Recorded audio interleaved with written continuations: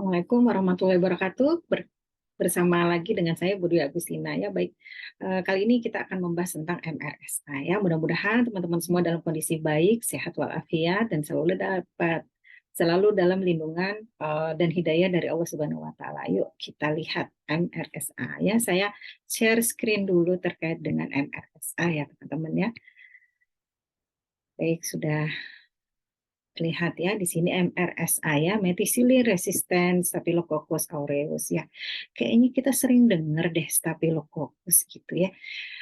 Dan itu hal yang apa ya? Hal yang sering ya kita dengar Staphylococcus, dan ini ternyata kuman yang normal loh ya di dalam tubuh kita ya. Nah, kenapa ini bisa terjadi sebuah kondisi MRSA atau methicillin resistant Staphylococcus aureus ya? Kita akan bahas lebih lanjut ya. Baik teman-teman, di sini kita akan belajar tentang MRSA ya, dari background-nya seperti apa, lalu definisi jenis MRSA, manifestasi klinis, diagnosisnya, serta pengobatan MRSA itu sendiri ya. Baik, di sini definisinya MRSA ya, kurang lebih bentuk apa ya, visualnya kita bisa lihat di gambar, memang ini jenis Staphylococcus ya. MRSA merupakan suatu infeksi yang disebabkan oleh bakteri Staphylococcus aureus yang sudah tidak dapat lagi diatasi dengan berbagai golongan antibiotik yang umum dipakai di masyarakat. Ya, jadi ini kondisinya ketika Staphylococcus itu berkembang dan tidak bisa dibunuh oleh antibiotik jenis apapun. Nah, ini merupakan definisi dari MRSA.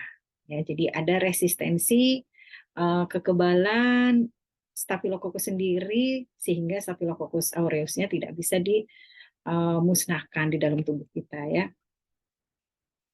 Baik, kita kenalan dulu sama Staphylococcus. Siapa sih Staphylococcus nih teman-teman ya? Staphylococcus sebenarnya adalah suatu bakteri yang tidak membahayakan sebenarnya dalam tubuh ya, dan biasa hidup pada kulit serta hidung manusia. Nah, ini area-area yang memang ada ya, memang biasa ada kuman Staphylococcus di area kulit dan hidung manusia. Jadi sebenarnya memang ada patogen di dalam tubuh manusia ya.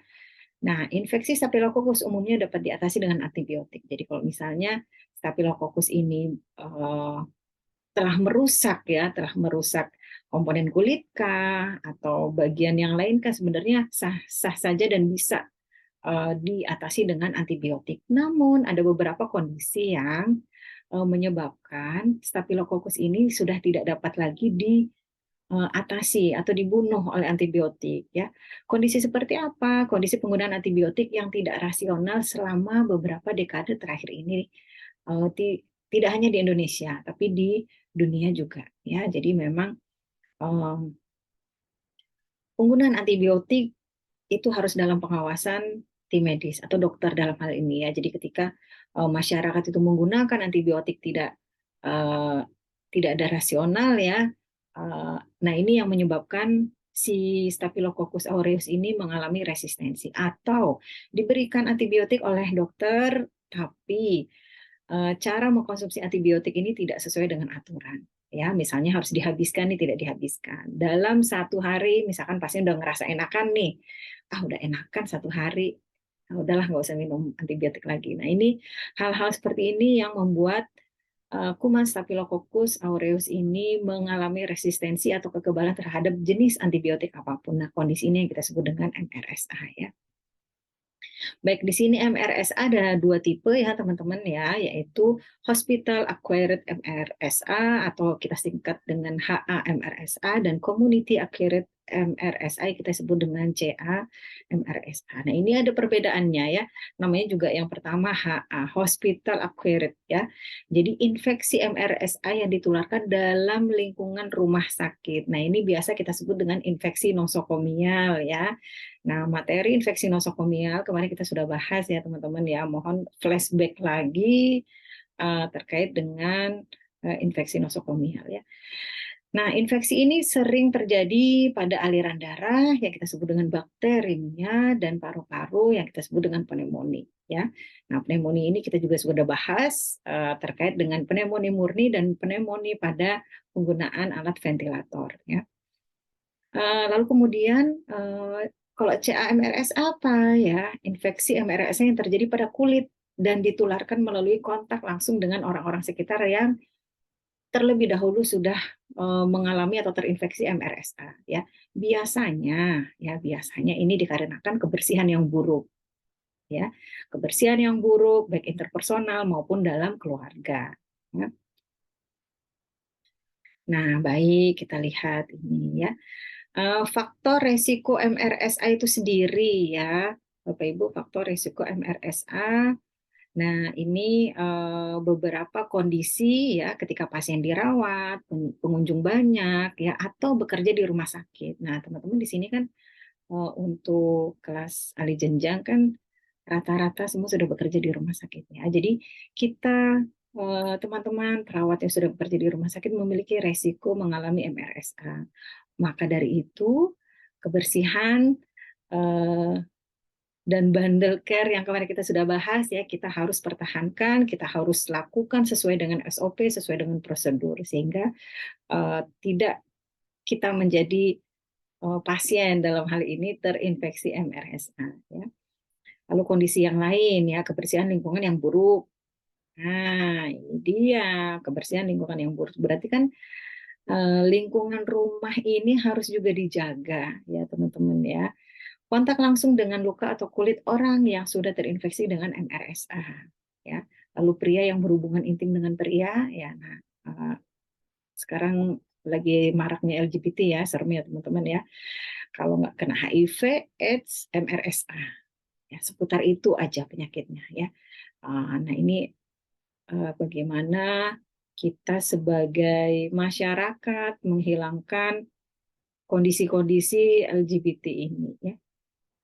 Lalu tinggal dengan kondisi dengan kepadatan penduduk yang tinggi ya. Jadi kepadatan penduduk tinggi ini memicu kebersihan lingkungan yang buruk ya dan memicu juga penularan penyakit dengan cepat ya.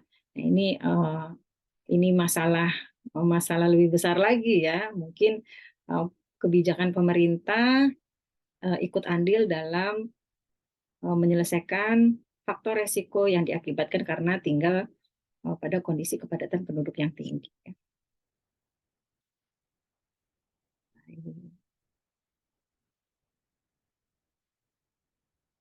Nah, untuk faktor resiko yang dari rumah sakit, hospital acquired MRSA ya, si pasien memiliki kekebalan tubuh yang lemah ya, seperti memang dari awal dia sudah kena HIV atau AIDS atau sudah kena kanker. Nah, itu kan kondisi-kondisi yang memang imunitasnya sudah menurun atau kekebalannya sudah menurun ya.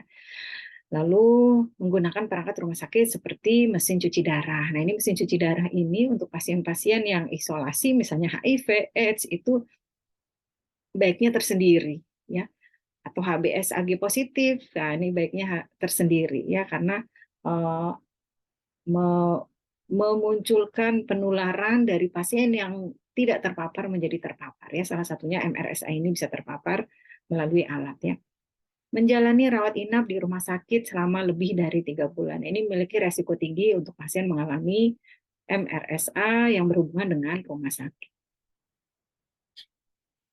Nah, untuk yang komunitas atau masyarakat MRSA yang dikarenakan muncul di masyarakat ya.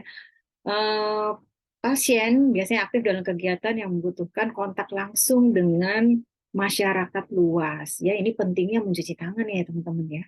Mencuci tangan penting tidak hanya di rumah sakit, tapi dimanapun kita berada, kita harus biasakan mencuci tangan. Nah, efek dari pandemi kemarin, saya rasa banyak fasilitas-fasilitas umum yang sudah menyediakan tempat cuci tangan ya. Mudah-mudahan itu masih bisa bertahan dan kita bisa memanfaatkan untuk mencegah penularan penyakit lain selain COVID-19 ya. Lalu bekerja di rumah sakit atau klinik, nah ini menjadi faktor penyebar juga bisa nih ya, pegawai rumah sakit atau klinik. Lalu berbagi pakai barang-barang pribadi seperti handuk, pisau cukur, sikat gigi, sabun mandi batang ya. Jadi itu alat-alat pribadi yang tidak boleh digunakan secara bersama-sama ya. Lalu memiliki perilaku seks yang tidak aman ya. Lalu tinggal di lingkungan yang padat uh, rumah atau penduduk. Ya. Nah, untuk penyebabnya sendiri, karena kita tahu bahwa tadi di awal kita sudah apa namanya menjelaskan bahwa ini sebenarnya Staphylococcus sih baik-baik aja, dia sebenarnya masuk kuman yang normal ya, flora normal yang ada di dalam tubuh manusia. Tapi ketika penggunaan antibiotiknya itu nggak rasional, menyebabkan si Staphylococcus ini jadi kuat, nggak mempan sama antibiotik ya. Jadi pasti penyebab MRSA adalah Staphylococcus aureus yang mengalami mutasi sehingga tidak dapat lagi diatasi dengan antibiotik yang umum digunakan. Ya, ini menjadi PR banget nih bagi tenaga medis kalau ketemu pasien dengan MRSA. Mau dikasih antibiotik apa ya? Susah karena semua antibiotik resisten terhadap Staphylococcus aureus ini ya. Nah, manifestasi klinisnya teman-teman ya untuk yang HA, MRSA ya, ini ada batuk, demam, lemas, menggigil, nyeri dada, nyeri kepala, nyeri otot, serta sesak nafas ya. Kalau kita lihat di sini memang tanda dan gejalanya mengarah ke sepsis gitu ya, mengarah ke infeksi. Ada nyeri ya baik di dada, kepala, otot, ada sesak nafas, menggigil atau demam ya, ini mengarah ke infeksi ya. Atau jika tidak diatasi maka bisa berlanjut ke sepsis pada pasien. Nah, bagaimana dengan manifestasi klinis yang di komunitas? Nah, biasanya ini menyerang kulit ya, karena kurang kebersihan, paparan dengan pasien langsung yang sudah terkena CA-MRSA sebelumnya ya. Jadi manifestasi klinis yang sering muncul pada pasien dengan tipe CA-MRSA adalah bengkak, ada nanahnya, kemerahan, dan nyeri. Ini infeksi yang terjadi pada kulit khas. Kalau kita lihat tadi manifestasi klinis HA-MRSA itu infeksi pada organ-organ ya, pernafasan kah, infeksi secara sistemik kah. Nah, kalau pada komunitas ini eh, lebih lebih dominan mengacu pada gangguan kulit ya. Oke, ini diagnosis MRSA ya. Untuk mendiagnostik MRSA ya teman-teman ya, ini kita lakukan anamnesa ya. Bagaimana cara melakukan anamnesa? Kita tanya, apakah memiliki kalau memang pasiennya dari CA komunitas ya kita curiga ya, apakah punya saudara atau teman atau yang sering kumpul dengan pasien yang memiliki luka yang sama. Ada kemerahan, ada nanah, ya kita eh, apa namanya kita tanyakan atau kita lakukan anamnesa. Lalu bagaimana riwayat penggunaan antibiotik pada pasien? Ya, selama ini kalau sakit batuk pilek perginya kemana, dapatnya apa? Apakah obat dihabiskan sesuai dengan instruksi dokter? Ya. Lalu kemudian lakukan pemeriksaan fisik secara menyeluruh. Yang pasti kita lakukan TTV ya untuk menganalisa ada atau tidaknya gangguan pada HA-MRSA. Kalau CA-MRSA kelihatan ya, biasanya dari kulitnya itu ada luka yang full of nanah ya. Kita lakukan juga lab dahak ya teman-teman ya. Lab dahak, lab luka. Kalau misalkan ada lukanya ya lab darah atau lab urin ya.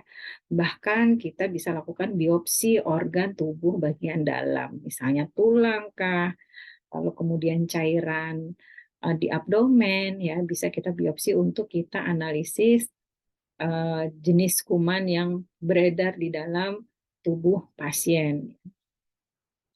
Baik, teman-teman di sini komplikasi MRSA ya. Jika MRSA tidak ditangani dengan baik, apa sih yang bisa terjadi? Gitu ya, akan ada pertanyaannya. Bisa mengalami gangguan aliran darah di sendi, paru-paru, tulang, serta jantung. Nah, ini memang bagian dalam dari tubuh.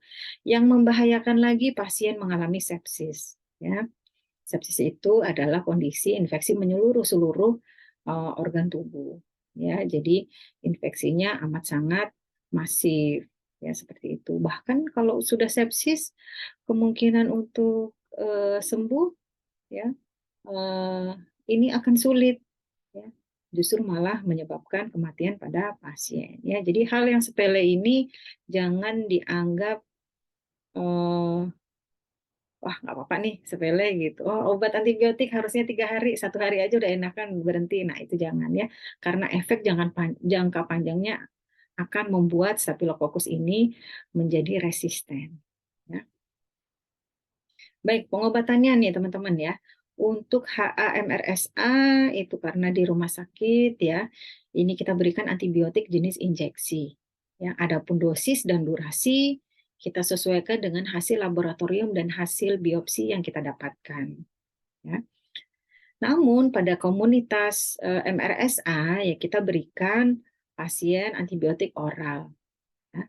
Lalu kita juga lakukan eksisi luka jika nanah pasien tidak keluar, sehingga kita membuat akses atau membuat jalan dengan cara menyayat luka sehingga nanah yang ada di luka bisa keluar. Ya, seperti itu, teman-teman ya. Nah, lalu pencegahannya seperti apa nih? Ya, pencegahan di rumah sakit. Kita lakukan desinfeksi peralatan medis di rumah sakit dengan benar. Ya, sekarang beberapa rumah sakit eh, sudah menggunakan alat disposable lebih banyak ya. Jadi artinya ini akan mengurangi kondisi MRSA. Namun ada beberapa alat yang dipakai ya, misalnya mesin hemodialisa ya, lalu kemudian ventilator. Nah, itu kan alat-alat yang akan digunakan kembali oleh pasien lain walaupun device penghubungnya itu diganti setiap pasien berbeda-beda ya, tapi dimungkinkan saja kuman itu bisa me, apa, ngumpet di dalam alat-alat yang tadi, mesin-mesin alat tadi yang kita gunakan pasien sebelumnya. Nah ini memang jadi pelaku melakukan desinfeksinya ini harus sesuai dengan SOP sehingga kuman-kuman itu bisa mati ya pada alat-alat yang digunakan kembali ya. Pengidap infeksi HAMRSA ini harus dirawat di ruang isolasi di rumah sakit ya teman-teman ya. Jadi jangan digabung dengan pasien yang lain. Pengunjung dan petugas medis juga harus menjaga kebersihan tangan dan menggunakan pakaian khusus ya. Kalau kita kemarin mengingat lagi bahasan kita terkait dengan kemarin tentang bundle care ya. Salah satu protap yang harus dilakukan adalah cuci tangan 5 moment ya, hand washing in 5 moment ya. Nah ini please jangan ditinggalkan walaupun kasus COVID-nya katanya sudah mereda, tapi bundle care tetap kita lakukan di rumah sakit ya. Tidak hanya di ruang ICU, CICU atau NICU atau PICU, tapi seluruh ruangan di rumah sakit, ruang rawat juga harus melakukan SOP pencegahan dengan baik ya, sesuai dengan Permenkes nomor 27 ya, tahun 2017 ya. Nah, lalu bagaimana dengan komunitas acquired MRSA ya? Pencegahannya adalah kita tidak berbagi pakai barang pribadi. Ya, bagi pasien kita berikan edukasi, ya tidak menggunakan barang pribadi secara bersama-sama. Baik yang terkena MRSA maupun yang tidak terkena MRSA. Nah, ini kita biasakan untuk tidak menggunakan barang pribadi secara bersama-sama. Ya. Lalu menutup luka dengan penutup khusus agar tidak terkontaminasi dengan bakteri lain. Ya. Nah, ini penkes kita nih pada saat pasien pulang ya. Ketika pasien mendapatkan perawatan dengan CAMRSA lalu kemudian pulang, nah kita memberikan penkes bagaimana cara merawat dan menutup luka dengan baik dan benar ya. Lalu menjaga kebersihan pakaian, mengeringkan semua pakaian dengan suhu panas, ya, mencuci tangan dengan benar. Nah, ini mau penkes juga ini ya, perawat memberikan penkes kepada pasien dan keluarga. Lalu cuci pakaian dengan air panas dan sabun cuci jika memiliki luka pada kulit ya. Jadi mencuci dengan suhu tinggi ya. Ini menurut penelitian mampu mematikan kuman ya, seperti itu teman-teman ya. Nah, ini plus sabun sehingga efektivitasnya lebih meningkat ya proses pencuciannya. Baik, itu pencegahannya. Nah, ini ada beberapa eh, kalimat motivator ya. Penyakit yang paling berbahaya adalah penyakit yang buat kita percaya kalau kita baik-baik saja. Ya. Bahkan saya lihat di masyarakat itu ada yang punya luka MRSA aja nggak dibawa ke rumah sakit. Nah, karena apa? Karena lukanya kecil dan mereka menganggap ini luka biasa. Ya, saya baik-baik saja kok, saya bisa kerja kok, saya bisa bersosial kok. Justru ternyata itu yang menyebabkan penyebaran CA MRSA lebih cepat.